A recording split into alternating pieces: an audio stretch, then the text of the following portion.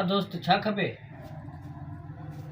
अदा यो खंड आहे कीअं किलो था ॾियो? खंड 200 रुपया किलो। यार वॾे शहर में घटि मिले थो, लॻे थो ही दुकान थोरो शहर खां ॿाहिरि आहे उनजे करे। ही टैंक कीअं आहे? टैंक 30 रुपया पूरी। 30 रुपया? यार हिन ते रक़म 25 रुपया लॻल आहे। असां मिसकीननि जो आख़िर छा थींदो? हिकु त माह रमज़ान में कमु लॻे नथो, जेकॾहिं लॻे थो त 200-300 दिहाड़ी आहे असांजी। कीअं असां पंहिंजे ॿारनि खे अफ़्तारी करायूं?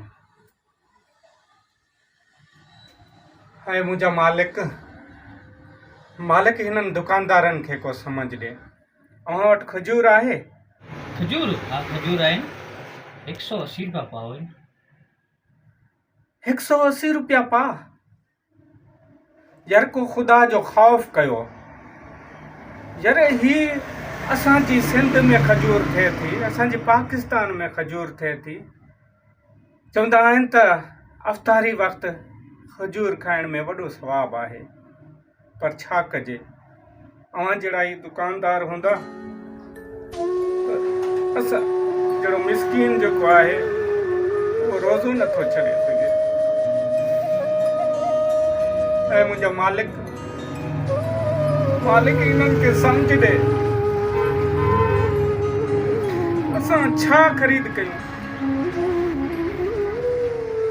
मूंखे लॻे थो अॼु मुंहिंजा बचड़ा जेके आहिनि रोज़ो कोन छॾे सघे। हाँ दोस्त तूं चई त सच तो, पर असांजी बि दुकाननि जूं मसवाड़ूं आहिनि, बिजली जा बिल आहिनि।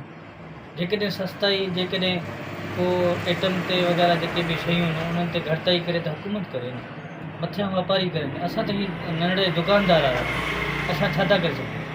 असांजे वस में न आहे। त असां कोशिशि कंदासीं त पंहिंजो जाइज़ मुनाफ़ो वठूं, ॿीहर ईअं न थींदो। हा दा,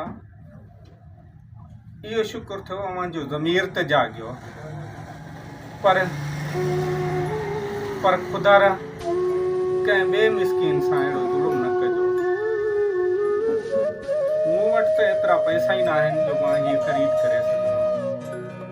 बसि पंहिंजी तसल्ली लाइ आयुसि त मां रेट जांच करे अचां। मालिक तूं ई पंहिंजो बाज कर ऐं इन्हनि खे सम्झ ॾे इन्हनि खे।